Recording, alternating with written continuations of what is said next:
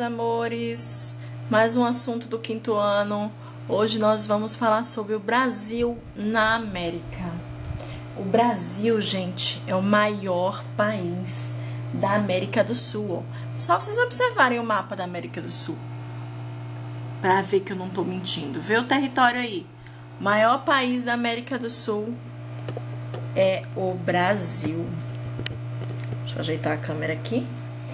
Ele ocupa, minha gente, 8.515.767,049 quilômetros quadrados, o que faz com que ele seja o quinto maior país em extensão territorial do mundo. Ele só fica atrás da Rússia, Canadá, China e dos Estados Unidos. Segundo estimativas do IBGE, que é o Instituto Brasileiro de Geografia e Estatística, no Brasil há mais de 209 milhões de habitantes, o que também torna o nosso Brasil o quinto país mais populoso do mundo. Ele só fica atrás da China, da Índia, Estados Unidos e Indonésia, ou seja, o Brasil é o quinto maior país em extensão e o quinto maior país em população do mundo.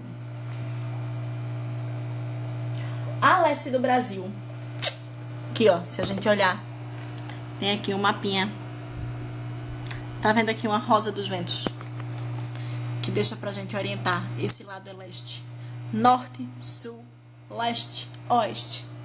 Então vamos lá. A leste do Brasil está o Oceano Atlântico. E, minha gente, desses países aqui, ó, com exceção do Equador, que fica aqui, ó, e do Chile. Cadê o Chile? Corda. E do Chile, Equador e Chile são os únicos dois países da América do Sul que não fazem fronteira com o Brasil. Então, se eu perguntar quais são os dois únicos países da América do Sul que não fazem fronteira com o Brasil, vocês vão me responder: Equador e Chile. Ao norte, gente, norte parte de cima, ó, fica a Venezuela, a Guiana Francesa,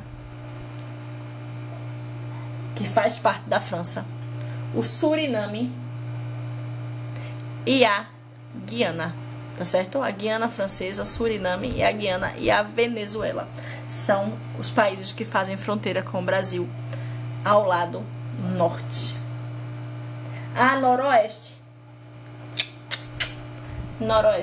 fica a Colômbia, noroeste, entre o norte e o oeste, Colômbia. A oeste fica o Peru e a Bolívia, certo, gente? E a sudoeste, entre o oeste e o sul, fica o quê? Paraguai e a Argentina. A Argentina faz fronteira com o Brasil, que é bem pequenininho, mas faz.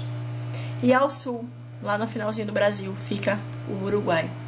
Então, os únicos países que não, da América do Sul que não fazem fronteira com o Brasil são o Equador e o Chile, tá certo? O restante tudinho faz fronteira com o Brasil, como a gente já observou aqui, ó, no mapinha.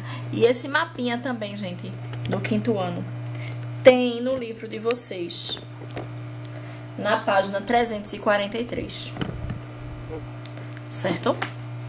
Pontos extremos. Gente, a gente viu os países que fazem fronteiras com o Brasil.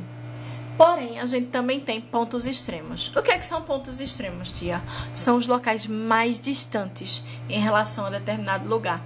São os pontos mais distantes do Brasil, tá certo? Os pontos mais extremos. Então, ao norte, a gente tem a nascente do rio Ailã, que fica no Monte Caburaí, entre o estado de Roraima e a Guiana. Ao sul, o ponto mais extremo do Brasil é o Arroio Chuí, que fica entre o estado do Rio Grande do Sul e o Uruguai. A leste, o ponto mais extremo do Brasil é a Ponta dos Seixas, que fica no estado da Paraíba.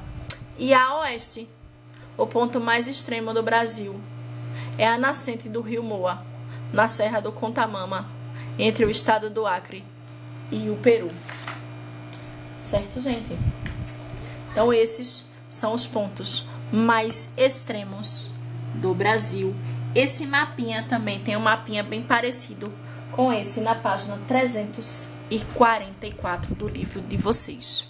Uma coisa importante que a gente precisa saber é a divisão política do Brasil. Porque nem sempre, gente, a configuração do território brasileiro foi do jeito que a gente conhece hoje, né?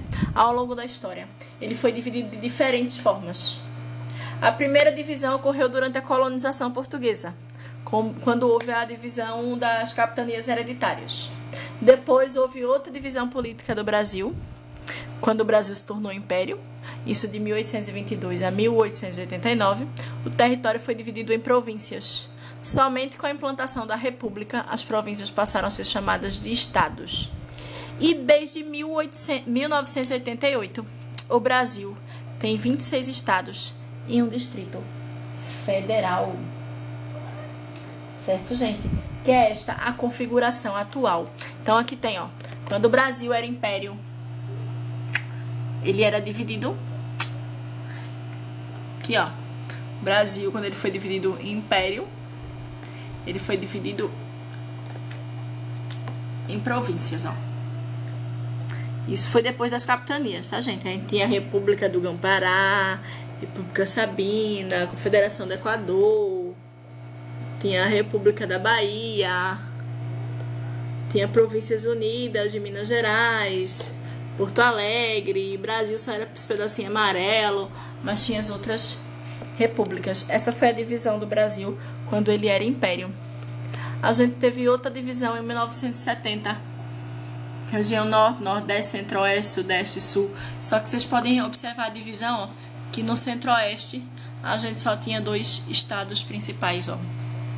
Tá vendo? Diferente da atual divisão de hoje, que a gente tem, ó, 3 estados principais. O norte é bem maior, o nordeste bem dividido. Então, essa é a configuração que a gente tem atualmente do Brasil. Algumas áreas, minha gente, do país, que eram consideradas territórios federais, por serem administradas diretamente pelo governo federal, elas foram extintas. O Amapá, por exemplo, e Roraima, eles foram transformados em estados. E o território de Fernando de Noronha, ele passou a pertencer a Pernambuco. Além disso, também houve a criação do estado de Tocantins, que resultou da divisão e desmembramento do estado de Goiás, que ele pertencia ao estado de Goiás aqui, ó, Tocantins. Então houve uma divisão, Tocantins virou um estado. Certo? E antes de Brasília, 2 outras cidades também ocuparam a posição de capital do Brasil. A primeira capital do Brasil foi Salvador, que ficava aqui na Bahia. Segunda capital do Brasil, Rio de Janeiro. E hoje a capital do Brasil fica em Brasília. Certo? Que foi inaugurada em 1960 pelo presidente Juscelino Kubitschek, com o objetivo de levar desenvolvimento para a região centro-oeste do país. Tia, como é que o Brasil já teve 3 capitais? Pessoal, quando a família real portuguesa ela decidiu vir para o Brasil, aconteceu a tempestade, a frota se dividiu. Então, o que foi que houve? Vocês podem até olhar a aula, se vocês quiserem, tem aula aqui no canal, tem uma aula sobre a chegada dos portugueses, tá? Que é a aula do 3º ano.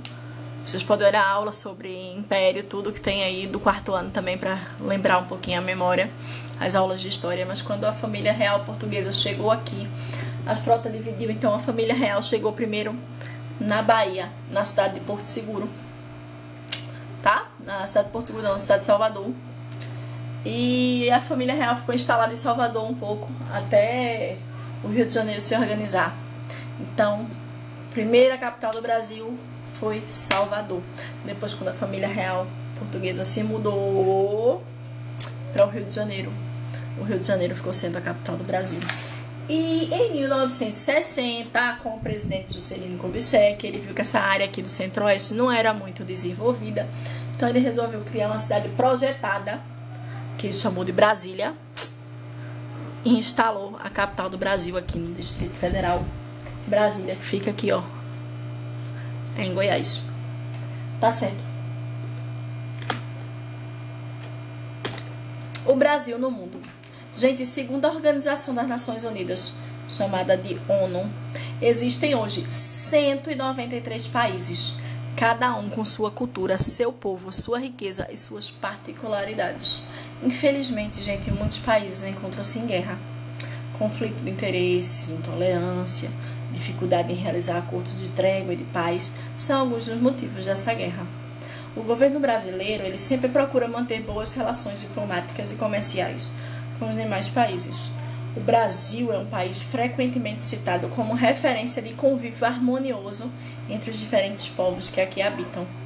A relação do nosso país com os demais se dá pela atuação das embaixadas e dos consulados, que são órgãos ligados ao Ministério das Relações Exteriores. Então, quais são os órgãos ligados ao Ministério das Relações Exteriores? São as embaixadas e os consulados. A embaixada, gente, é encarregada de proteger e defender os interesses do país que ela representa. Ou seja, se eu tenho a embaixada da China, a embaixada da China aqui no Brasil vai proteger e defender os interesses da China aqui no Brasil. E a função do consulado é expandir o comércio externo da nação representada e proteger seus cidadãos. Ou seja, já o consulado, se for um consulado da China, vai procurar estabelecer o comércio da China com o Brasil e proteger os cidadãos chineses que estiverem aqui no Brasil. Há várias organizações que se esforçam para manter a paz e promover o desenvolvimento econômico e social dos povos. Entre essas organizações destacam-se a Unesco, que é a Organização das Nações Unidas para a Educação, Ciência e Cultura, fundada em 1945, e sua função é estimular o intercâmbio cultural entre as nações, ou seja, a cultura entre os países. E a OEA, Organização dos Estados Americanos, que também foi criada, só que em 1948, com a finalidade de estimular as relações entre os países americanos. Também são objetivos da OEA fortalecer a democracia, manter a paz e defender os interesses comuns dos países que são membros da OEA. E outro também, que não tem aqui, mas que eu já falei, é a ONU, certo? Que é a Organização das Nações Unidas, criada em 1945, que procura manter a paz no mundo, estimular relações amigáveis entre as nações, promover o respeito aos direitos humanos e ao desenvolvimento geral dos cidadãos, sem distinção de raça, cor, língua e religião. O Brasil, eles têm representante nessas três organizações. Então, quais são as principais organizações mundiais? A Unesco, a OEA e a ONU, tá, gente? Tem falando sobre a ONU na página 347 do livro de vocês. Ok? Então, vamos de atividade. Vamos tentar responder o máximo possível e qualquer coisa de dúvida, manda pra tia Camila. Daqui a pouco, como eu falei, sai o gabarito das respostas das questões. Então, bora aguardar um pouquinho, tá bom? Pra gente poder enviar pra vocês de corrigirem aí pra ver se tá tudo certo as perguntas, tá certo? Nada de agonia. Beijo, beijo, beijo. Boa sexta-feira a todos.